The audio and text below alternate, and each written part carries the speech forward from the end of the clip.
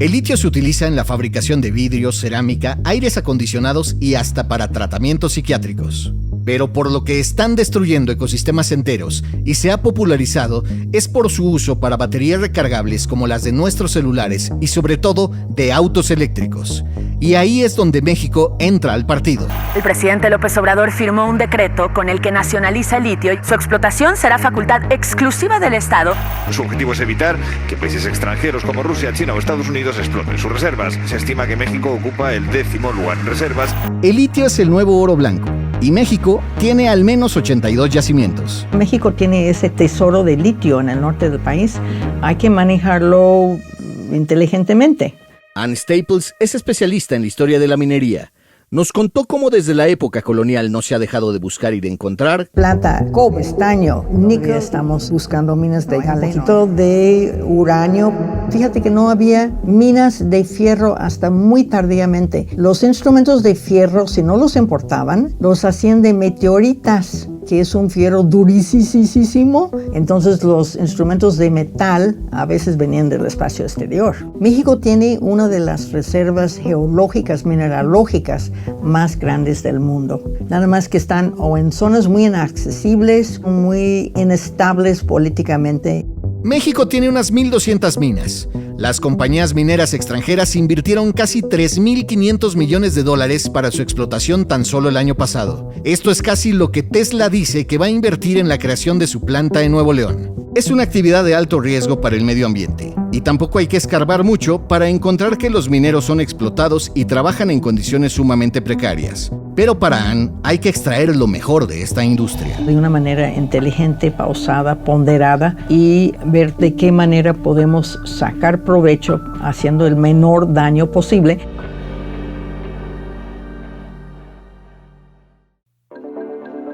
¿Qué tan competitiva es la minería en México con respecto al resto del mundo? ¿Cómo se ha desarrollado la industria desde las minas de oro de Hernán Cortés hasta la nacionalización del litio? ¿Cómo sobrevivió a los movimientos sociales? Esto es Pasado Presente, un podcast del Centro de Estudios Históricos del Colegio de México, en el que historiadoras e historiadores nos cuentan las bases para entender nuestro presente.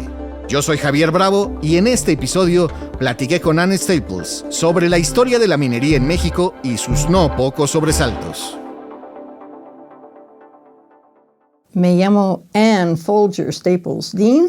Nací en Eugene, Oregon, hace más años de los que quisiera yo confesarles.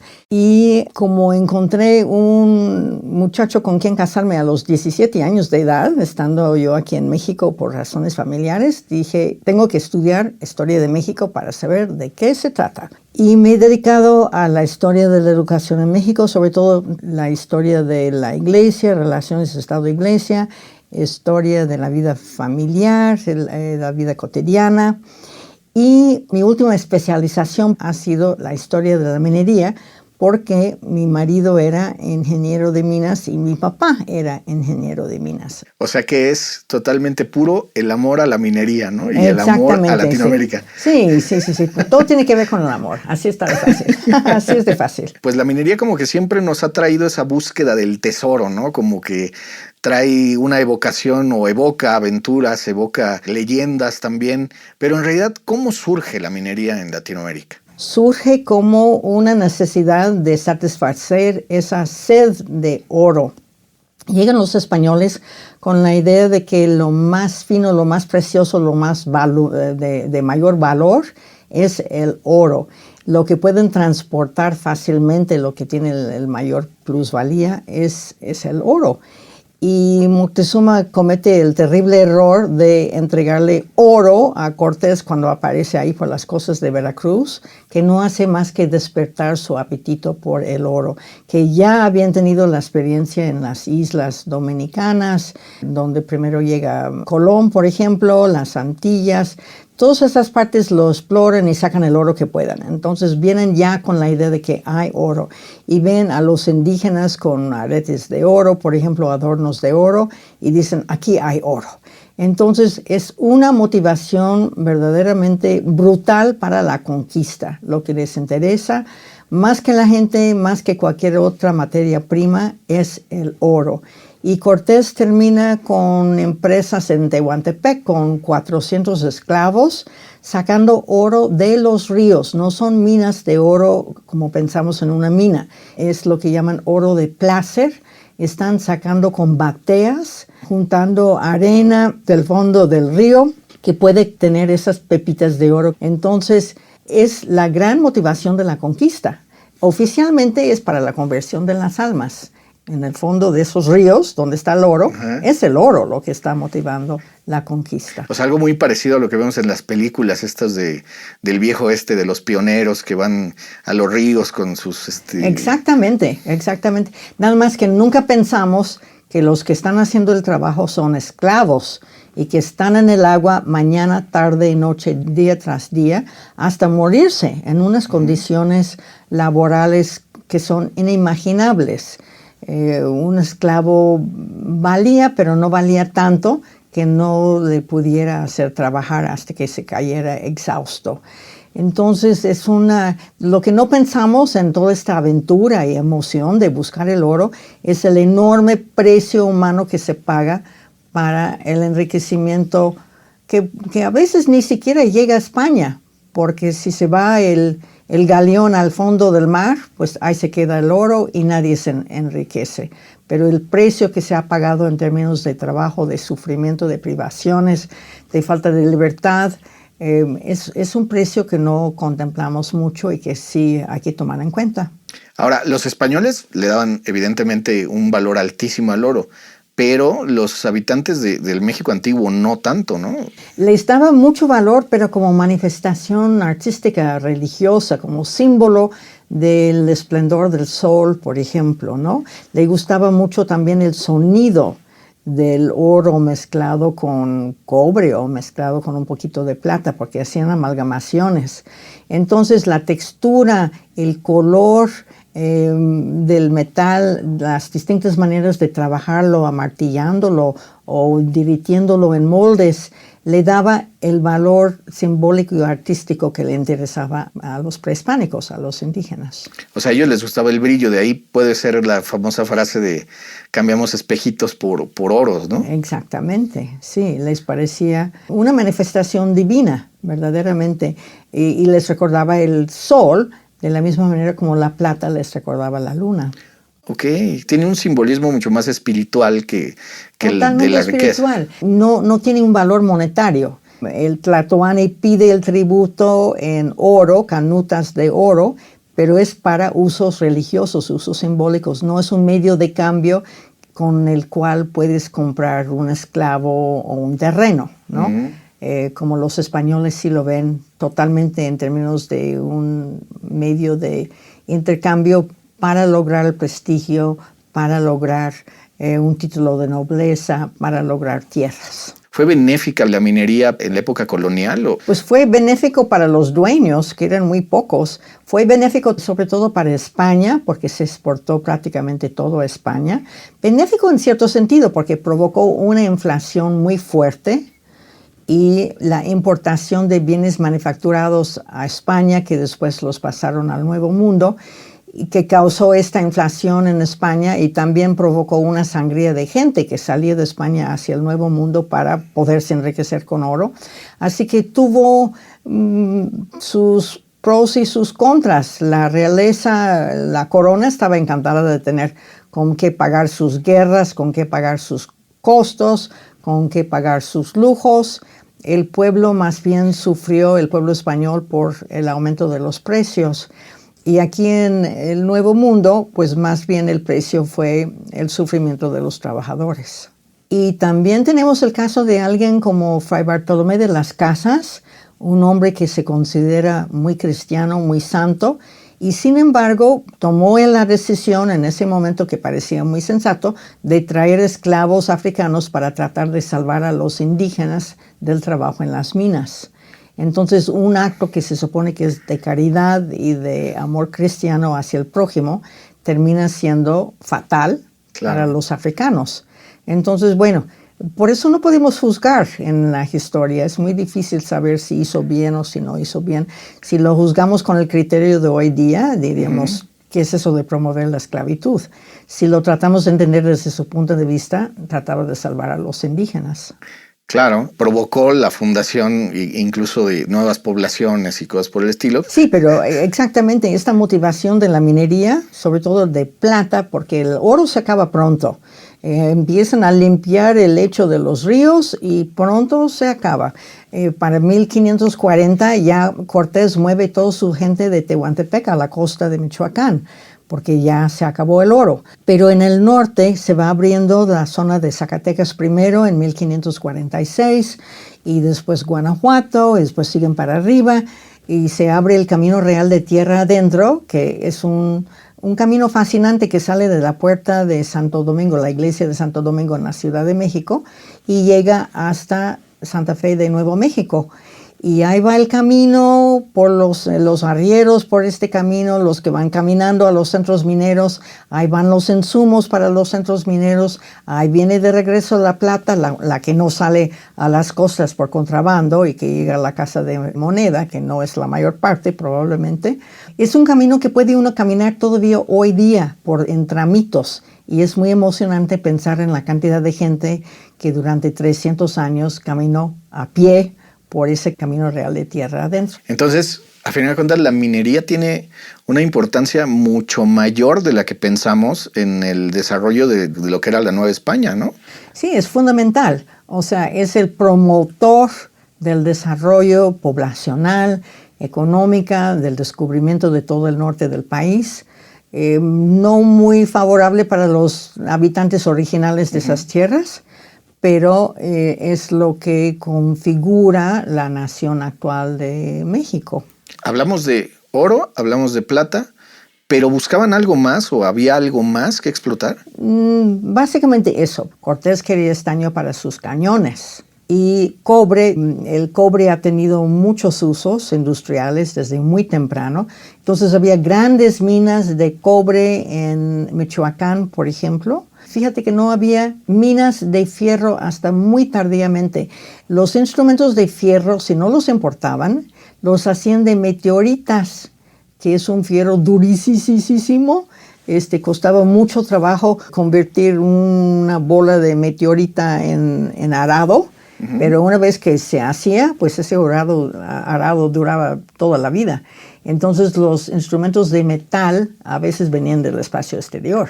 Ok, o sea, ¿y esos en dónde los encontraron? ¿En qué zona del país hay una? Bueno, se puede caer una meteorita en cualquier parte, ¿no? O sea, el chiste era encontrarla. El hierro meteórico es tal cual un metal que se encuentra en los meteoritos que caen en la Tierra, pero había más. Oro, plata, cobre, estaño, níquel ya en el siglo XIX y siglo XX para usos industriales, galeno, todavía estamos buscando minas de galeno, hay un poquitito de platino en México también. No hay mucho aluminio. Tenemos que importar la mayor parte del aluminio que usamos para la fabricación de coches y de botes de refresco y ese tipo de cosas. Hasta la computadora. Hasta la computadora. Pero el galeno y el oro también son importantes para componentes de la computadora. Y el litio, que México tiene litio en el norte, pues va a ser muy importante ahora para el futuro, para las baterías, para los las baterías coches. De los autos eléctricos, sí. Y toda esta, la llamada energía limpia, ¿no? Exactamente, sí. También México tiene un poquito de uranio, por ejemplo.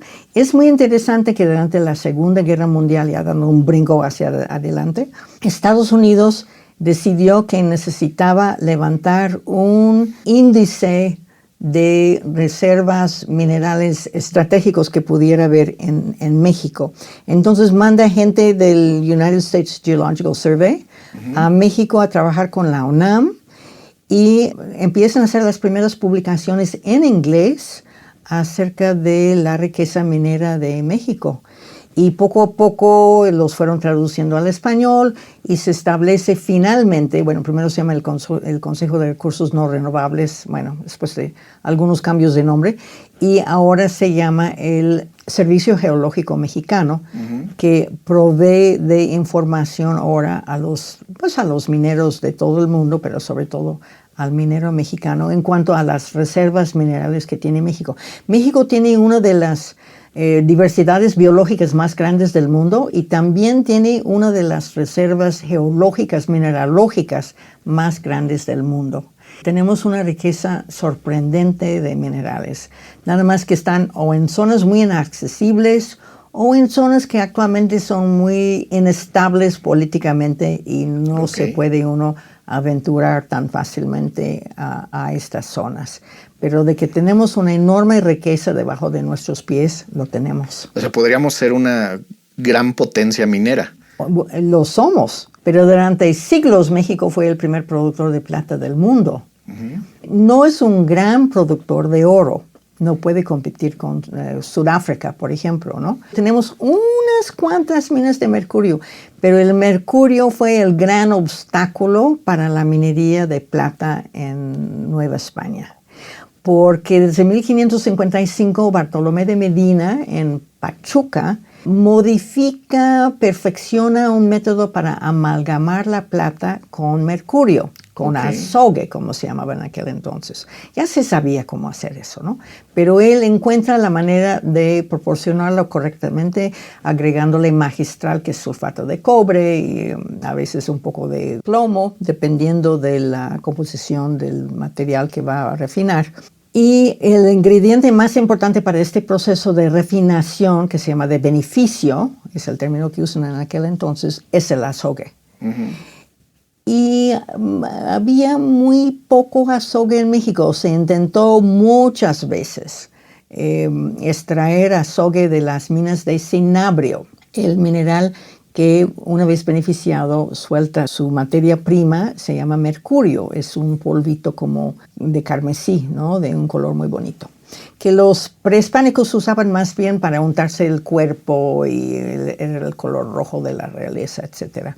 Pero fundiéndolo, el problema es que los gases que respira uno termina por convertir los huesos en gelatina. Entonces es una muerte espeluznante. Y los mineros de mercurio ahí, por ejemplo, de la Sierra Gorda en Querétaro, pues sufren o sufrieron antiguamente mucho porque usaban hornos artesanales y se escapaban los gases por todas partes. Pero en fin, no había mucho mercurio, mucho cinabrio en México. Entonces lo tenían que importar de Almadén, de la mina famosa de Almadén de España, o de una mina en Hungría, Hidra, que está ahí entre Hungría y Yugoslavia, o de Huancavelica de Perú, que son las tres fuentes de mercurio. Y justo cuando Estados Unidos empezó a echar el ojo a California, descubren minas de mercurio en California. Y todo el mundo dijo, pues ahora sí resolvemos el problema del suministro de azogue, pero en eso los toma Estados Unidos, invade Estados Unidos y se queda con California. Y la mina de Nuevo Almadén, que está en California, que produce mercurio, pues se queda otra vez se queda con los españoles y nos quedamos sin mercurio. Entonces ha sido una lucha en México de siglos conseguir suficiente mercurio para procesar las leyes de plata que tenemos en México, que son muy bajas. Eso quiere decir que tenemos muchísima piedra con plata, pero muy poco contenido de plata. Entonces tenemos que moler montañas de plata para sacar un poquito del mineral puro.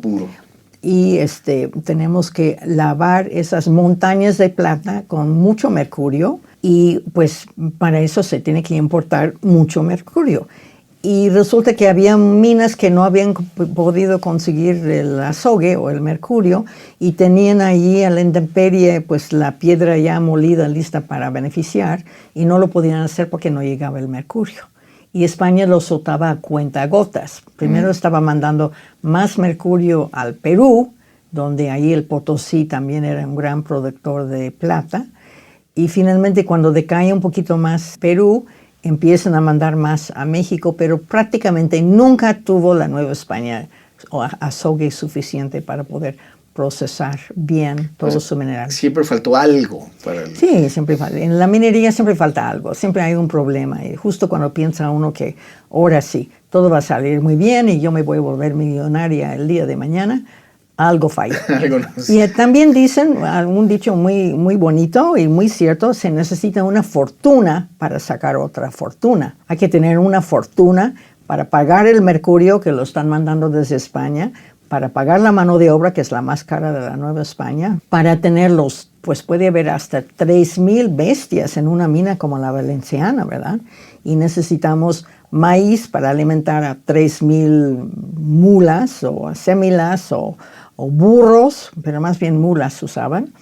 Necesitamos construir casas y ropa y alimentar a la fuerza de trabajo. Entonces se necesita mucho capital para todo eso. Y pues ningún individuo tenía esa cantidad de dinero. Entonces tienen que pedirlo prestado. ¿Y a quiénes lo piden prestado? Lo tienen que pedir prestado a los comerciantes. Entonces hay un circuito comercial ahí muy importante. El minero le pide al comerciante, o más bien los operarios, porque el minero es el dueño de la mina. Los operarios le piden al dueño o al encargado de la tiendejón o tendejón que está ahí en la esquina o en la boca mina, le pide los alimentos para la semana, le pide el cebo para las velas y llega el día de pago y el minero le paga al comerciante. Y el comerciante, que es un agente de una gran casa comercial en la Ciudad de México, pues ahí va mandando la ganancia a la Ciudad de México. Pero se queda con un poquito. Y se va acumulando ese poquito, y ese poquito, y ese poquito. Y al ratito el dueño de la mina está en quiebra. La mina está en borrasca, no produce. Se dice que una mina está en borrasca cuando ya no saca más material útil. Y ahí quiebra. Pero de todas maneras, pues tiene que medio alimentar ahí a sus trabajadores. Entonces avienta las manos en desesperación, dice me doy, y vende su mina al comerciante. Y el comerciante dice, ay, por fin, ya tengo mi propia mina, qué felicidad, qué maravilla, y empieza a invertir en la mina. Y se repite exactamente la misma historia, y entra en borrasca, o tal vez encuentra una bonanza y se hace rico, pero lo puede perder en el juego el día siguiente, porque el juego es muy común.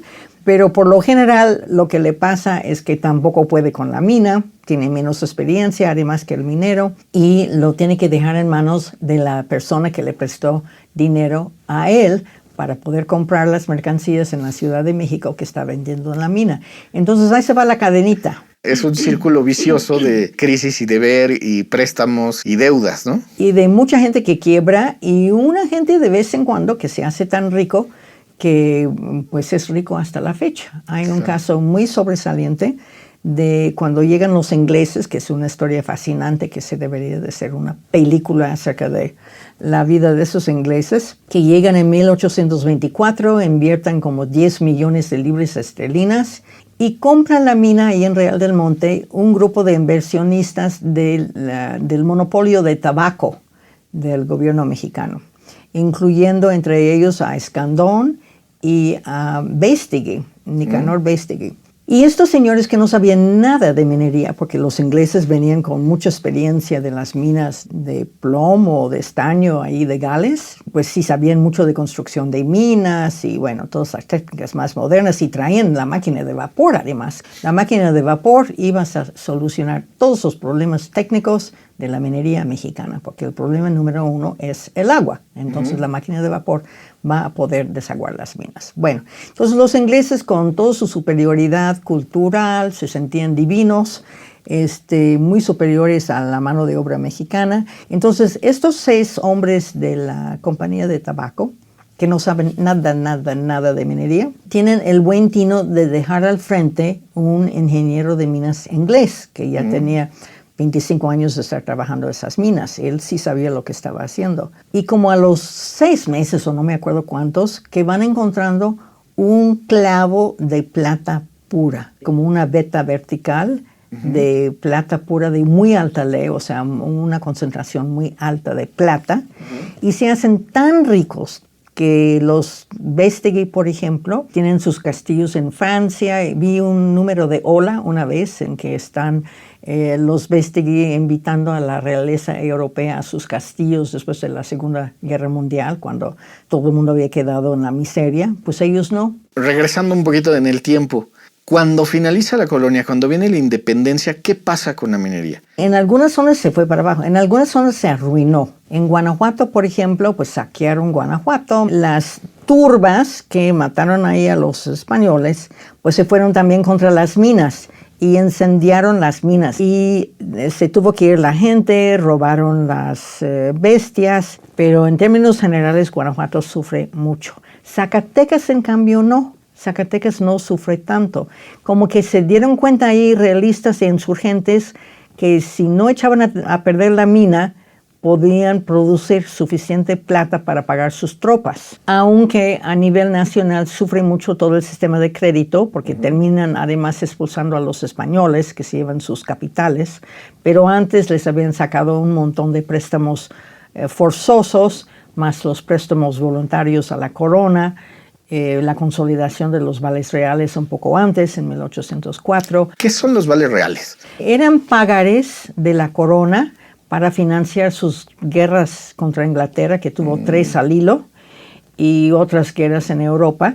Y como se iban depreciando el valor de estos pagarés, porque no había con qué respaldarlos, la corona incautó los bienes eclesiásticos en España y después incautó básicamente los bienes eclesiásticos también en México, en el Nuevo Mundo, con resultados desastrosos. Sacaron de México entre 10 y 12 millones de pesos, que dejó sin capital pues a la iglesia, que era el prestamista más importante de la época, ¿verdad? Que prestaba 5% anual, cuando los agiotistas de los años 30, 40, pues llegaron a cobrar 34% mensual, por ejemplo, ¿no? Que es una cantidad brutal.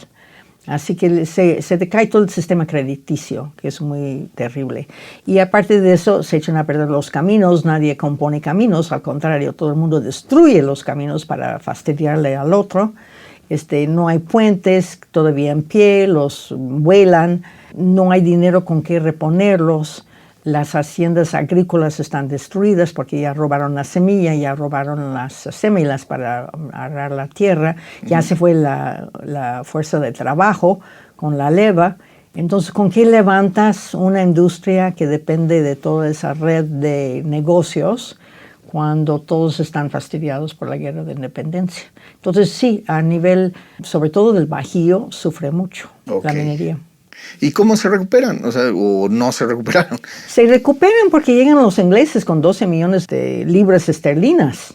Sí, los ingleses habían tenido para conseguir la plata que robar los galeones españoles, que era un proceso bastante latoso.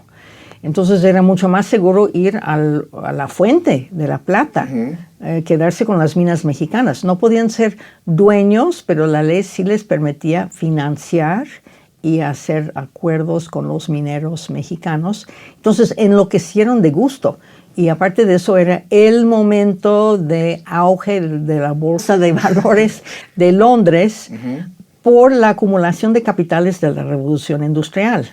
Entonces tenían dinero y estaban muy ansiosos de invertirlo y por fin tenían acceso a las minas mexicanas de plata. Directo, sin necesidad de piratas. Nada, ya no había que contratar esos piratas como Francis Drake y todos esos, ¿verdad? Pues sí, la plata ya estaba en barras y ya estaba todo bonito, ¿verdad? Pero de todas maneras era muy arriesgado y azaroso estar atacando a los convoys.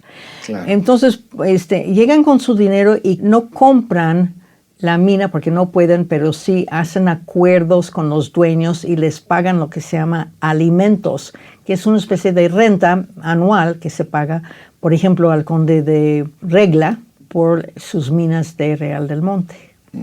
Y pues llegan con su superioridad técnica, disque, con sus máquinas de vapor, que es toda una odisea traer esas máquinas de vapor. Ese es donde hay que hacer la película, ¿verdad? Claro. Porque llegan a Veracruz, pero Veracruz todavía está en manos de los españoles. Y además sin caminos, como dice, ¿no? Y sin caminos, y resulta que el señor que tenía el contrato para enviarles mulas no lo respetó y no los mandó. Entonces prácticamente tuvieron que crear mulas para poder mover la maquinaria.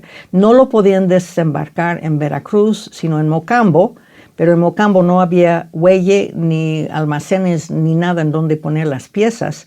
Eran de acero oxidable, no inoxidable, y pues tardaron 5 meses en descargarlos de los barcos y llegan a Real del Monte y los mexicanos les dicen, miren, pongan su máquina aquí en este tiro. Y los ingleses dijeron, no, ustedes no saben, hay que poner la máquina de vapor en este otro tiro. Y pues, bueno, pues ustedes son los que mandan, pues órale. Y resulta que ese tiro estaba ya exhausta, ya no tenía mineral, ¿no? Y aparte de eso, no calcularon que en Real del Monte no hay tanto problema, porque hay bosque ahí. Pero en otras partes, en San Luis, por ejemplo, no hay bosque. ¿Con qué se va a alimentar ese monstruo que es muy ineficiente? Zonas áridas.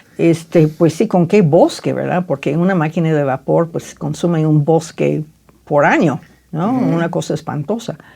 Entonces, pues, ¿cómo hacer? Encontraron que había una hierba en el desierto que se llama la gobernadora, que se quemaba a una temperatura muy alta, pero pues tenías que ir por el desierto buscando plantas de gobernadora y pues obviamente se acaban.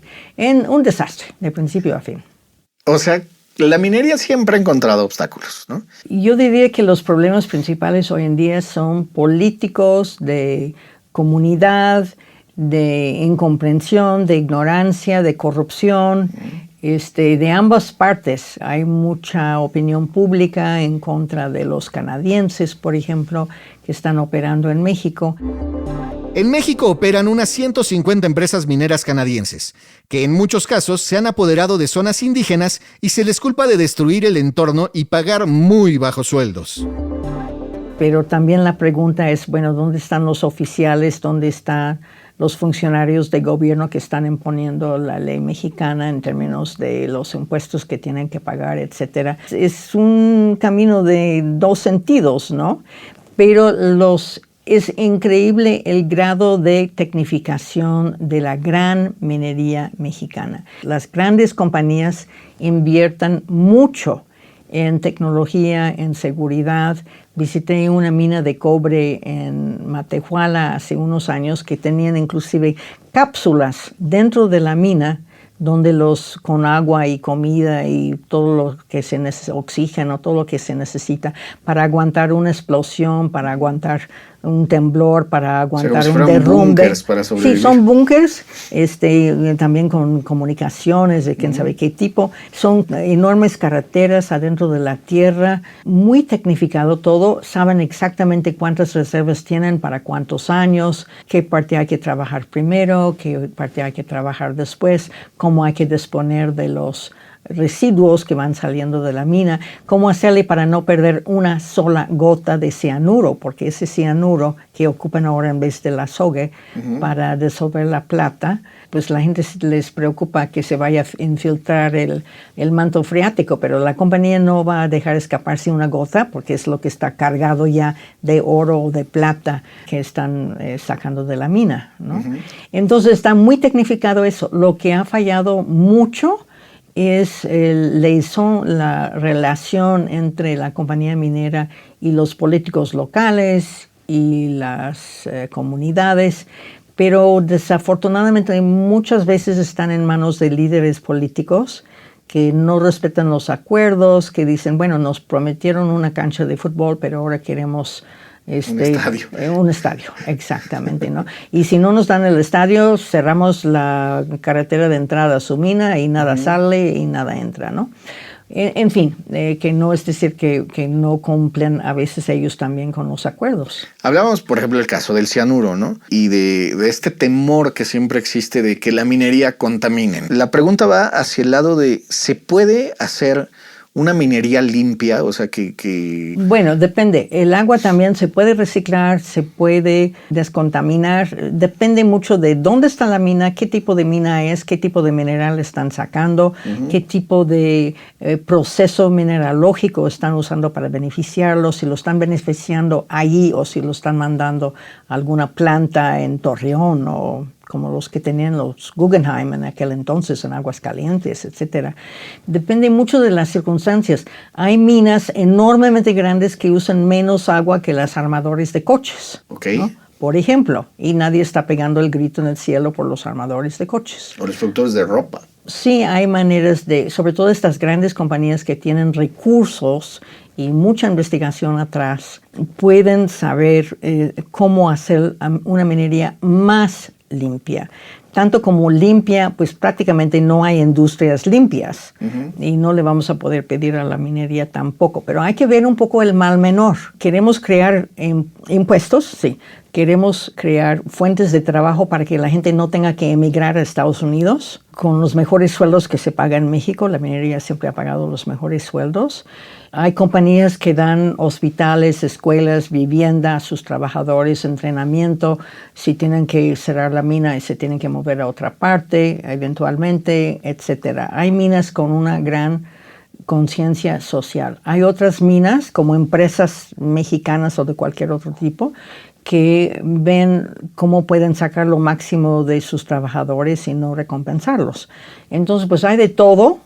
Y es cuestión de ver qué se puede mejorar y no echarle una culpa universal a una industria que nos es absolutamente imprescindible, pues para nuestros coches, para los aparatos adentro de la casa, para las manijas de las puertas, para la construcción de los edificios, para los aviones, bueno, la lista es interminable de cosas metálicas que forman una parte de nuestra vida moderna. Y la pregunta es, sopesando lo bueno y lo malo, ¿queremos importar todos esos metales a un precio del mercado mundial? ¿O queremos usar la fuente que tenemos a la mano y no tenemos que pagar el transporte tampoco para traerlo de quién sabe dónde y tratar de sacar el máximo provecho posible para México? Y hay que ver en dónde se pone una mina. Hay opciones. Claro, no vamos a decir, pues queremos una mina de oro en medio de un desierto donde no hay nadie. Pero obviamente si hay una mina, la posibilidad de una mina de oro en el último bosque de neblina que tiene México, pues no se puede. Y el Servicio Geológico Mexicano paró un proyecto de mina justamente en el bosque de neblina ahí de Veracruz. Después de dar todo este paseo por la historia de la minería en México y la actualidad, ¿vale la pena invertir en la minería? Desde luego que vale mucho la pena invertir, sobre todo en una minería con conciencia social, con apoyo político razonado, no nada más porque X candidato nos va a apoyar. En términos de desarrollo regional, en términos del mercado mundial de precios, pero sobre todo en términos del avance tecnológico, es muy importante. Y eso, por ejemplo, México tiene ese tesoro de litio en el norte del país. Hay que manejarlo inteligentemente. Que es uno de los más grandes, ¿no? Tengo entendido. Sí, es fantástico. Y México tiene este enorme recurso y hay que ver cómo se puede aprovecharlo para el bien del país con el menor daño ecológico posible, que no es decir que no va a haber ningún daño. Cada vez que hacemos un hoyo en la tierra, pues estamos cambiando la faz de la tierra. Claro. Hay que tratar de hacerlo de una manera inteligente, pausada, ponderada, y ver de qué manera podemos sacar provecho haciendo el menor daño posible. Y si el daño de todas maneras es grande, pues decir, en este campo no vamos a hacer nada.